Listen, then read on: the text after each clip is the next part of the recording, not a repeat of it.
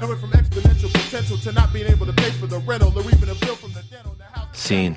Interior of passenger plane. Economy class is packed with grayed-out humans who are too tired to demand better. At right, a middle-aged white guy in a driving cap haltingly rises up from his window seat. Man.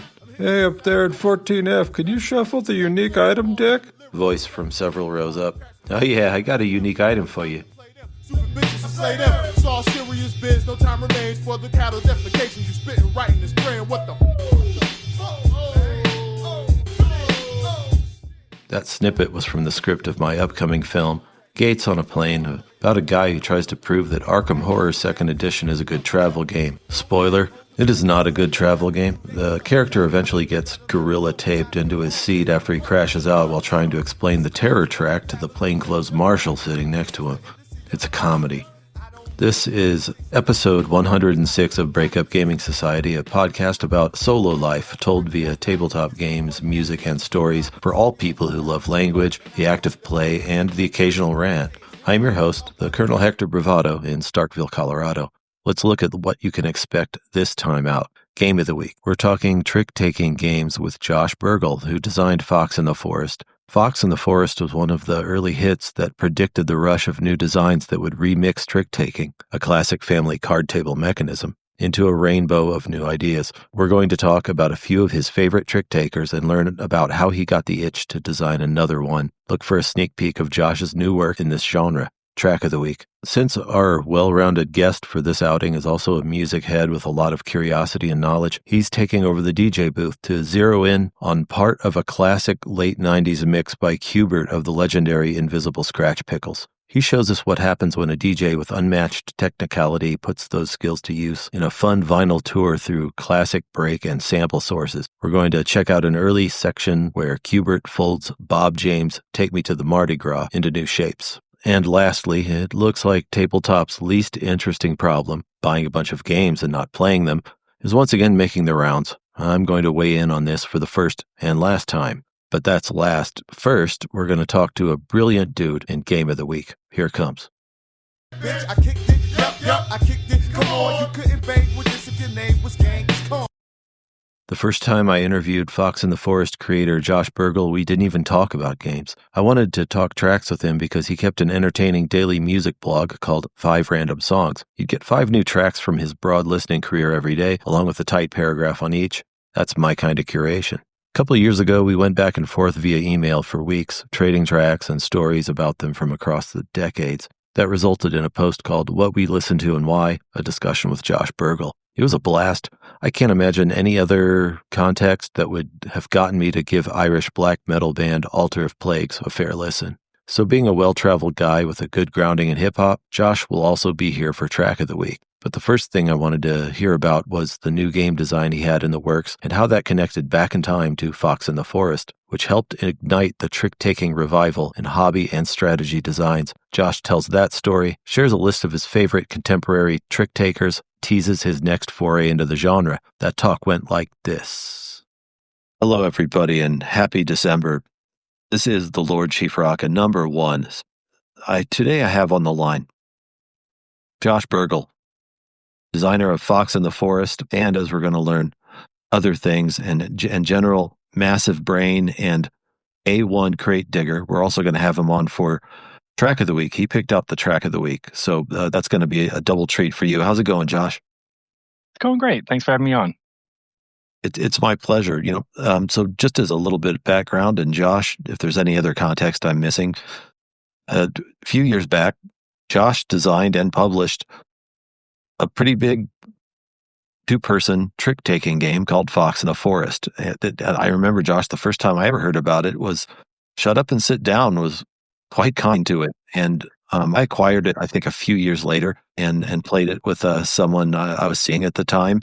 Here's something I've been thinking about in the years since I bought. So, by the way, Fox in the Forest, 2-player card game that's cooperative, where you and your partner are trapped inside an enchanted forest that's closing in on you, and you have to play tricks in order to escape from the forest. Otherwise, nobody escapes from the forest, and you'll become the stuff of legend. Is that a good elevator pitch? Yeah. There's actually two. So there's the duet, which is the cooperative version, and there's actually a competitive one as well. So both trick-taking games, both two players, both really designed for playing with a partner, with someone you care about. I've tried to really um, focus on sort of classic feeling card play with those. Right? They should come across as sort of feeling familiar and feeling comfortable. And yeah, you mentioned Shut Up and Sit Down, and they were very kind to the game, and that was really what launched things. From that point, a lot of word of mouth, a lot of positive sales, and still in print now 8 years later at this point, I think. So it's been successful past my wildest hopes, I would say. Yeah, I'm impressed. It seems durable. I still see it showing up on best of lists, and in the years since, Mhm. there's one thing that I just keep thinking of over and over again is when you released that, and considering the subsequent explosion of games that featured trick taking, your design seems prescient. Yeah, I mean, I'm old. I have been playing trick taking games for decades at this point. In high school, my friends and I taught ourselves bridge because that's what you do when you're a high school a loser. And we had a great time with that. And I met my wife while I was playing bridge in a dorm room hallway. They've always been a part of my life. So for me, it's always been part of my gaming diet, but it definitely was unfashionable for quite a while. And when I pitched the game, and when I worked with Randy Hoyt at Foxtrot Games, and he he sort of recognized that it felt like a classic game, and it felt like something that could find an audience. And you're right that it was at the leading edge of a huge wave, one that I think Hmm. I sort of attribute the crew even more so for that. But it, in 2020, the crew won the the losing my mind here, the Spiel des Jahres, the Kenner Spiel Award, and Fox and the Forest was shortlisted that year for the main prize. And I think with that, you not only had some consumer attention on trick taking games, but I think a lot of designer attention at that point. It really showed that these games could connected with people and could be pretty big commercial successes. And yeah, I think it's been great to see. Like I love playing them. That's a lot of the diet of games that I still play. All the really fun ones coming out. A lot of great work from a lot of people out there.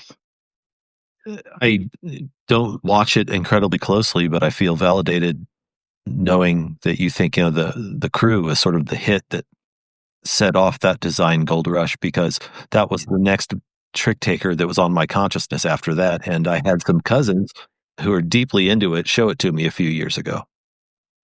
Yeah, I mean the crew is such an amazing design. I have played through the two main games all the way through the campaigns. My kids love it. My friends love those games. Like, just if I were to say there's a game I wish I had designed, though those are the ones. But yeah, I think you really have to have some commercial prospects. Like, game design is an art; it's a craft. Like, people do it for passion, but a motivation for success definitely plays into it. And I think when people see some games, like I say, especially the crew, but certainly my game helped. I think that really helps get some creativity in the sector, and certainly there's a lot of smaller publishers as well who are doing fantastic work that I think also help really seed that ground and give that groundswell. There's outlets for people to produce these games because they're reasonable to produce, and small publishers, like I'll call out Daniel Newman here with New Mill Games, who publishes a bunch of really fantastic games, but it's approachable, right? There's ways to get your games into print across a lot of publishers. Even print on demand is a totally viable way to go here. So yeah, it's a place where I think you can be a new designer and get to something playable and something you're proud of, and also look and say, hey, there's actually some chances this could really do well here. Yeah, certainly. If the fussiest thing you have to do is come up with a nice looking box with a decent finish for a standard size playing card, then by Yeah. gosh, yeah, you've just massively reduced the barrier of entry. Yeah. Yeah. I mean, you can prototype these games with, a pack of drugstore bicycles and a Sharpie, right? And it'll be a perfectly viable, usable, honestly pretty good prototype with that. So that's what makes them like, I think these kinds of card games, it'd be probably claiming a little bit too much to say it's a little like sort of the zine publishing underground, especially in music and things like that. But I think there's a few things that ring true, and that accessibility is one of the things that I really would point to. Mm-hmm. And of course, there are other. When I'm tracking reviews of some of the big box, heavier stuff on both the Euro and Ameritrash side, there's also ways that people are with big boards and lots of components, making trick taking one of the strategic levers of a larger tableau. Definitely, like you look at arcs or certainly springs to mind right away. And if you get all sort of game design on things like classic trick taking, sort of one of the common things people say is it's basically an auction, right? You're trying to gain control of one thing, right? One trick, one whatever, and you're choosing amongst your resources whether you want to bid high or bid low, right? So there's some similarities between an auction, but because it's a familiar structure for people to play, you can put some interesting spins. Whereas if you try to have this really exotic, explicit auction structure in a game, people get confused. They have a hard time, valuing stuff. It gets very confusing. But if it's packaged as trick taking, you can get some of the same incentives and some of the same approach, some of the same results from the game design, but it's packaged in a way that people understand. Speaking of packaging, I'm sure because of Fox in the Forest and the Cruise and that era's many successful children. I was curious before we got on the line to know what of the recent designs, if any, that involve trick taking where you were not only admired the design but bought it and played it. Oh gosh, I could call out so many here. Just a few that come to mind, and certainly there's more. I think Six of VIII is so good. It's a trick-taking game where you have a schedule. It's themed around the wives of Henry VIII, and each suit basically corresponds to one of those wives, and the size of the suit corresponds to how long they were his wife. But as you move through the game, you're moving through the chronology, the when those women were his wives, and when it was their turn, their suit is the trump suit, is the most powerful suit. And just that structure where you can look at it and you can see what's coming up later, and it's just fantastic game. Highly recommended. I love Torchlit. That game is a lot of fun. It reimagines you in a dungeon. It approaches tricks in a way that are they're unusual, right? It sort of recasts it again, like sort of the way you were talking about big box games, using the mechanism and reframing it. There's interesting incentives around whether you should or should not take a trick that really gives a different approach for someone that really wants something pretty different. I could keep going. I love the Lord of the Rings. I think it was just called the Fellowship of the Ring. That was great. Very similar to The Crew in some ways in terms of the approach, but thoroughly enjoyed playing through that. I don't know. How long do you want me to keep going? If we want to just cast this as an hour-long video saying Josh Buergel's top 27 or so trick-taking games, I can be agile about this, bro. I mean, a thing that I really appreciate is that if you look through them, like Sail, which is also a 2-player cooperative trick-taking game, it's got a spatial component of you can visually see like who should be taking a trick or who shouldn't be, and there's like interesting incentives around it, and a little campaign that you can play through. They're doing a legacy version of it. That's great. Fishing is really interesting in that it combines a deck building game. It's a Friedman Friese design where you're basically doing deck building at the same time as you're playing a trick taking game. I'm not sure how much skill there is in it, but I certainly have fun playing it. That's a ton of fun. Inside Job is one that my daughter really likes. It's like a social deduction game. There's a traitor in your midst that you have to sort of figure out, like sort of social deduction style, but it's still a recognizable as a trick taking game. Just so much creativity. Yes, and while trick taking isn't something I seek out as a prime motivator in the last couple of years, last year, and I had to look it up because technically it's a ladder climber, but last year somebody knocked me off my feet with Scout. I loved Scout.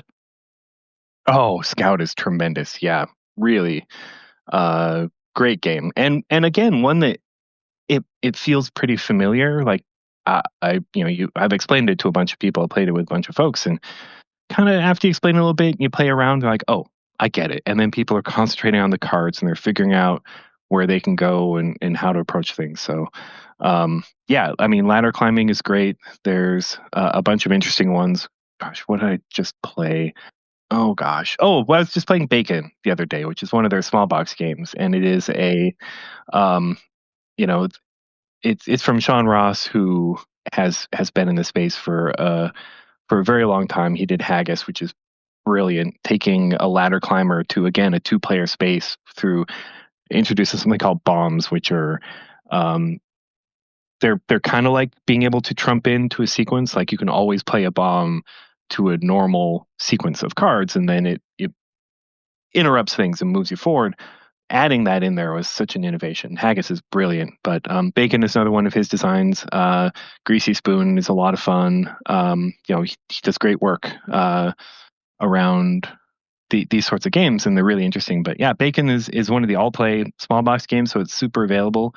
And there's a lot of there's a team dynamic to Bacon that I find to be really interesting as well. So I love team games. So yeah, recommend those as well. I don't know. I find with most of these games, they're always really pleasant to play. That's something that, gosh, last night I was just playing a new game from CMYK and their Magenta lines called I'm Out. And pretty simple numbers on cards. Like the cards are all just 1 to 13, just a number on them. That's it. And on your turn, you're just playing to either end of the line if you can. If you can't, you're trying to get rid of your hand. And like the rules are really simple.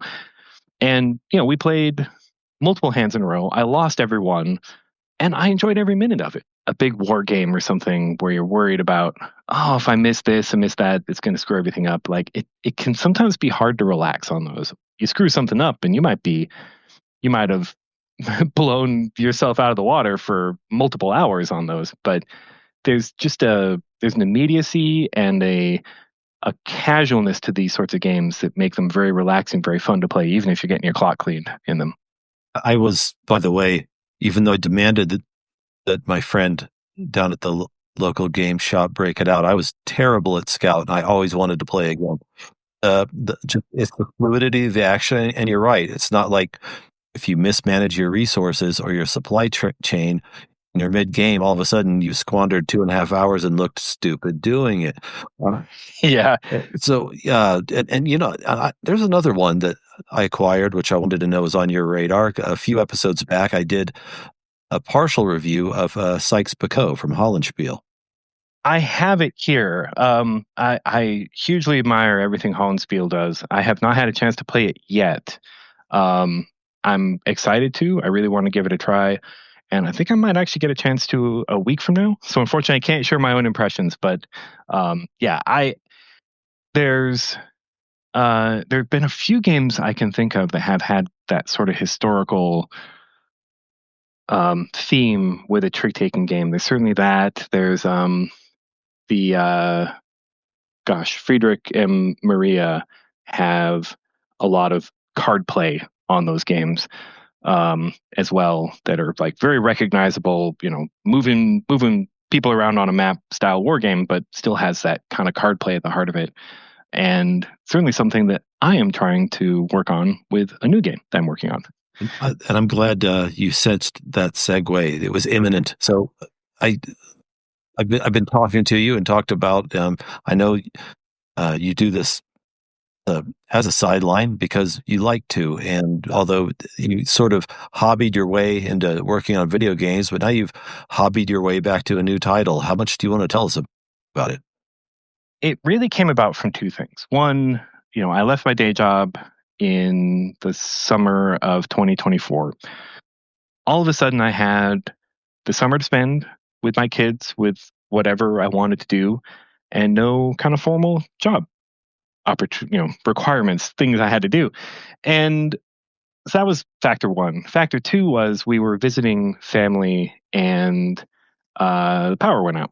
And I had a deck of cards, I had some candles, and I sat down with my nephew and my youngest daughter, who would have been 12 at the time. And we decided to play some card games. And, I dug out from memory a couple ones I hadn't tried, including a game called Knockout Whist. So old game, really simple. You play just completely unadorned trick taking, but you deal, I think, 8 cards to each player, and just flip over one card to see what suit is trump, and you just play. If you take a trick, you get to go to the next round. If you don't take any tricks, you're out. You're knocked out. Then you do the same thing again with 7 cards, with 6 cards, 5 cards, 4 cards. Lots of fun when you're playing with 12-year-olds. It's not a bad way to pass the time. But what really kind of sparked my interest there was it wasn't the hand that was sort of the deciding thing, right? Your incentives were just take a trick, doesn't matter, survive to the next round. So it was really kind of a round by round perspective rather than sort of a trick by trick perspective. I don't know if I'm explaining myself very well, but it felt different in a way that I was not aware of any sort of modern games or hobby games that sort of had that same feeling. So, and what I found is that without a job taking up a bunch of my brain power and leaving me exhausted and miserable at the end of the day, I had some time to sit down and try some stuff out. So I thought, okay, where could I take this structure? And I wanted to lean further into that decision horizon, that thing where you're saying, trick by trick doesn't matter that much, but hand by hand, what could we do to further capture that feeling? And it evolved into a game where you play a fixed number of rounds, but you have resources you can spend to improve a hand. So you pick up your hand and you say, oh, this hand is terrible. I don't think I'm going to take a trick here. You have a reserve of cards that you can add in, you can swap in order to improve that hand, in order to kind of meet that basic requirement. Or maybe you think, oh, I can take every trick here and maybe really cause some pain on my opponent. Okay, that seemed to be working. And that evolved into, okay, what if those were battles? What if those are military battles? And then you kind of have some sort of nice mappings here where you could say a hand represents a battle, an individual trick is sort of a clash within that battle. Two units fight over a piece of ground or whatever. And if you take all the tricks, you've routed your opponent, right? So there can be some significance to that. And now your extra cards that you can add or not add to a given battle, well, those are your reserve. Those are your strategic reserve. You're moving troops around. So they started to feel, actually, this has, it's a card game, but you can kind of squint and you can see, okay, there's some fidelity here. There's some, for theming, if your theme helps you remember the rules and the rules help reinforce the theme, and there's sort of a resonance between the two, then you can, it helps the whole game feel a little more real, and there's some verisimilitude, and you really kind of, it feels comfortable. Whereas if the theme and the mechanics are kind of pulling against each other and they don't help you remember each other and things, that you end up with this sort of awkward game. And here I felt like, okay, with a Napoleonic theme, it actually kind of felt right. It felt like, okay, these really are battles. These really are things. So it's going well. I actually just hired someone to do a card layout for me and and put together some artwork. So I'm putting together a playtest kit that I'll be sharing with external folks, and I'm excited. I think it's already pretty fun. I think it'll keep getting better, and I think it could be something pretty neat for people to try out. When you recommended or reminded me of that Wives of Henry VIII game, for which I've read of you in the past and thought, that sounds really nifty, the way it ties it to some, gives it the meat of a linear story that actually uses historical figures. And you're talking about going further to evoke a battle, on a map with trick-taking outcomes. I think hearing that from you, I'm guessing you're going to very much like Sykes-Picot, because everything you do with those hands starts to close off a little dry erase map, where the value of whatever you just took, you get to fill in for your empire. And I also noticed this in a parallel between that and Fox in the Forest is the tension within a card, like something that has a high value that you can easily scoop up a trick with, but might have a printed effect that's not so good, or something that more subtle that even though it doesn't let you color in huge amounts of territory, thwarts your opponent in a real subtle way. And I cannot be an expert at any of it, but I see the depth and I appreciate it. And I think in terms of controls, like how often can you take control of the game? How often can you take control? Can you lead suits? Can you dictate the action to the other player? And in Fox in the Forest, one of the key things that I tried to design there was think through explicitly. What are the controls that I provide with players? What are the things that they can use, like the ones where you lose the trick, but you get a lead the next round? It allows you to time, okay, what is the right moment for me to flip the tables and to begin driving things? And that notion of thinking through what are the controls that players have? How many do they have? How are they going to recognize the right time to play them? What is the ambiguity of the systems that they're interacting with that will cause that to be a difficult, confusing decision? That's really at the heart of certainly Fox in the Forest, and I think a lot of like great card games is, you're never quite sure if it's the right time to do things. You're never quite sure what your opponent is up to. You have to guess. You have to look at their eyes. You have to say, are they lying in wait for me? How could they be? Maybe they've got this. Okay, if they do that, what am I going to do? Yeah, that tension, though, is such a huge part of certainly why I play these games. Well, yeah, I notice, after having played, your game and a little bit of Sykes-Picot, the design thinking sticks out. I'm like, okay, I can see what you've done to make this a head scratcher and anxiety inducer. So, hats off to that. So, question: are you planning to possibly self-publish the upcoming effort, or are you going to seek a publisher for it? It is a lot of work to self-publish. I've done it before. The financial side of things you can certainly mitigate with crowdfunding and things like that, although crowdfunding is also a lot of work to do. But you have a lot of control over self-publishing. I think one luxury that I have is that Fox in the Forest was successful enough that I think if I go to publishers and say, hey, I've got another trick-taking game that I think is pretty great, people will take the pitch. They'll take a look. So I've opened that door enough that right now, I think I would probably look for a publisher, but I don't know if it shapes up and I feel like I have the energy to self-publish. I definitely would be willing to give that another try. Well, in either case, no matter what medium or strategy in which it appears, that Breakup Gaming Society will be eagerly watching whatever you choose to unveil next. Certainly appreciate that. One other thing to tack on here. Renegade Game Studios is taking pre-orders for Fox in the Forest Deluxe. Looks like they're giving the fairy tale setting more oomph with new illustrations, foil-stamped cards, and acrylic point tokens. Looks like they've also added new options for gameplay, too. New modules that layer on challenges for groups or solo play. New cards with new effects, new gold cards, and another option that drenches the 8 card in poison. It's a hell of a time to be a fox. Check it out at renegadegamestudios.com. Now it's over to the DJ booth with Josh for Track of the Week. Bitch, I kicked it, yup, I kicked it. Come on, you couldn't bang with this if your name was Genghis Khan. I've chosen the opening track of DJ Q-Bert's Demolition Pumpkin Squeeze Musik. And, it's a DJ track. And what I really, really like about it, first of all, DJ Q-Bert is incredible on the turntables, like just one of the true masters. But it's a music's conversation, and hip hop even more so, with how much is explicitly built on the music of the past through sampling, through recontextualizing that music.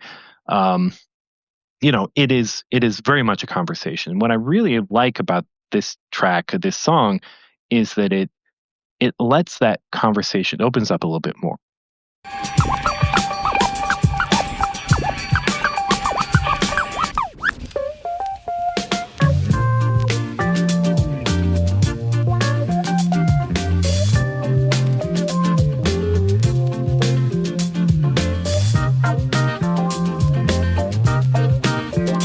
Right. The first album I ever bought with my own money was Raising Hell. I heard Peter Piper on a college radio station when I was 11 and was entranced. A white kid from Spokane, never heard anything like that before. I went out and bought a tape. It was, not a CD at the time. Bought a tape, and I didn't know what I was hearing, but I knew I liked it. But Peter Piper, of course, centers Take Me to the Mardi Gras, right? That is sort of the sample that is kind of the heart of that, one of the most famous breaks of all time. And, that, of course, appears on this track as well from Q-Bert, but it's more of it. It's not just the break. It's not just those samples. You get to hear more of the context around it. You hear more of the conversation. You get some more of that context. And for me, I eventually learned that I needed to go seek out the samples that I loved.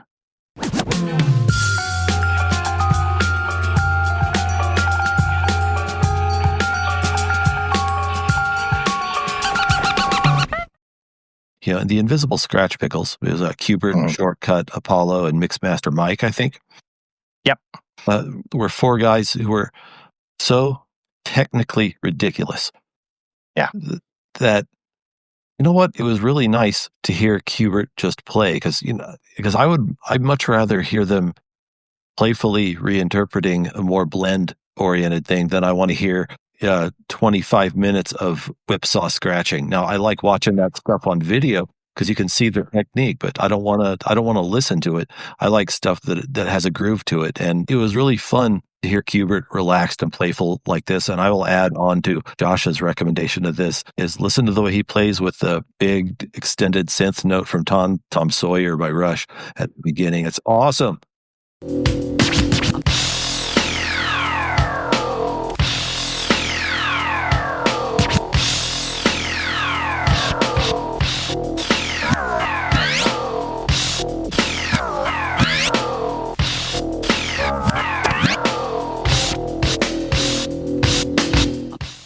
There's times when it really kind of grabs your attention and you're like, holy, how did he do that? And then sometimes, you listen to the groove of some fantastic records to really appreciate. So, again, these records, I really wish that people would do more digging and recognize, hey, if I liked these sounds, this music in this context, seek it another, right? I don't want to get too serious about this, but have you ever heard the sentiment expressed that cultural memory is one of the safeguards against fascism? That if you forget the past, then and all you do is watch people on TikTok, well, you can quickly be told what the past was, whether or not it was invented or not. And I don't know. Yeah. I think there's something nourishing to me to follow these samples back. Historical memory is incredibly important, and it certainly strikes me when I see all these terrible AI generated pieces of trash going around about how the 80s used to be. And I look at that and, man, I was a kid in the 80s. Like, I was born in 75, right? So, like, I remember exactly how the 80s were. And, like, none of that is true. None of it is remotely true. Like, that's all just garbage, you know? And I, of course, recognize that because I was around then. But, you know, without someone who was, or without really interrogating the context of these things, yeah, you end up with this false picture, and it can really feed into a lot of delusions. And once you're believing delusions, then you're completely untethered, and who knows where you're going to go from there. Not even yet 3 o'clock here in Colorado, so I'm going to enjoy some of my afternoon with this track that you selected, which is the way it should be. People who love music, handing music hand to hand from across the ages. And if I remember my history books correctly, that's how we beat Hitler. That's right. Mixtapes. So I think it was June 6, 1944, when the Allies landed at Normandy and airdropped thousands and thousands of mixtapes, changed the course of the war. That's right. That's right. In either case, we appreciate your time. And like we always say at the end, Josh, may you fight long and well. Bitch, I kicked it, I kicked it, come on, you couldn't bang with this if your name was Genghis Khan. I'm no expert in sample chasing, Josh said before our talk. While what you just heard was edited for time, know that Mr. Buergel came into the audio room and straight TEDx'd my ass, speaking in whole paragraphs while he traced several songs backward and forward in real time. Too modest by half, Josh. Since this talk, I've explored the entire mix that Josh recommended a piece of. I can say without a doubt that Demolition Pumpkin Spice Girl Cephalopod Rendezvous should be a fixture on your playlist if you like a coruscating hip-hop history lesson, couched in ludic sensibility and flawless technique. Bitch, I kicked it, I kicked it, come on, you couldn't bang with this if your name was Genghis Khan. So it looks like a perennial loser from the board game discourse shelf has once again landed on the table. I've been watching the latest outbreak travel from Board Game Geek to Reddit to YouTube for weeks now. The problem at hand? Buying too many games and not playing them. Everybody has some titles they haven't gotten around to playing. It's no disgrace in and of itself. So why does this get people so riled up? And why am I tired of hearing about it? I think it boils down to a couple things. One, posting about all the games you buy comes off as conspicuous consumption instead of a passion for play, especially if they're big fancy Kickstarter toy boxes, and that comes heavily to bear on point two. People don't identify with it because a lot of us don't like the financialization of their hobby via the rise of crowdfunding. Kickstarter is the only game that's most frequently won when a team that's cracked the presentation and digital marketing code ports another franchise into another massive box of toys. Pattern is tiring. A wave of reviewers who specialize in, this looks rad, clog the internet with games nobody's going to be talking about in 6 months because they'll already be in a lather about the next wave of toys. Was the game good or just bloated and unimaginative? Who can remember? My most cynical read is that as a new breed of crowdfunding and visual designed wunderkinds replaced joy with FOMO, they created their own symbiotic subset of buyers. People with too much money who realized that lining these coffin boxes up instead of Funko Pops looks a lot more discerning and hip. And 3, ultimately, there are simply more interesting problems to have, at least in terms of the media I consume or problems I want to hear about. If the most interesting thing about you as a board gamer is your receipts, I'm going to scroll on by. I'm not trying to be a conversational gatekeeper or a content snob here. I'm a sucker for threads where people talk about problem players. I eat that up. That's my version of binging true crime. I love videos that preview 20 games in 10 minutes. I'm not immune to the vague pre-orgasmic tickle of potential acquisition. But a problem player thread at least rises from the human element at the table. Who's at the table is way more important than what's on the table. Near-perfect designs are everywhere. Near-perfect game groups? Much more delicate and elusive. The subjective human layer of a board game night is a fascinating snarl of things to think about. This is where the success of a design lives or dies, not in a shopping cart. YouTuber Liege of Games weighed in recently and made a fair point. It's not, in the end, anybody's business if people want to blow money collecting games. That's fair. But people like collecting books, he offered as an example. We don't shit all over them. Maybe not, but I'm not engaging with a person who has luscious photos of pebbled leather spines, but never anything interesting to say about what's in the books. I'm going to assume a life of the mind is being lived behind those photos. Otherwise, you're a bore who shops a lot. Let's think of a different hobby. If you're a guy who poses on your feed with a new $2,000 semi-auto and spotless tack gear every month, but has friends who know that you can't handle yourself at the range, expect people who can really shoot and who are serious about safety to draw a meaningful distinction between what you're doing and what they're doing. That's also fair. Agree? Disagree? Feel free to chat about it with someone else. I'm scrolling past this boring as shit topic forever, starting right now. Court adjourned. Slam down the gavel and shit. That's it for episode 106. Thanks for taking the ride. If the ride was fun, please consider checking out the donate page at breakupgamingsociety.com. The eclectic thank you envelopes I send to donors make getting mail fun again. Josh also may be back very soon because I just found out that SETI, which I previewed last episode, is also in his queue. Oh my God. Did I just back into the topic that I said I'd never talk about again? Do I get a pass for not playing games because I've been injured and depressed? Does that make me more interesting than somebody who just has too much money?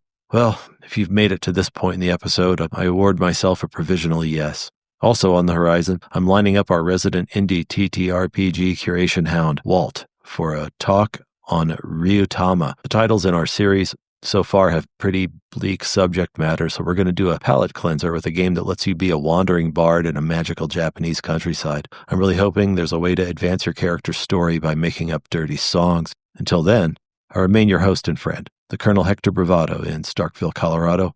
May you fight long and well.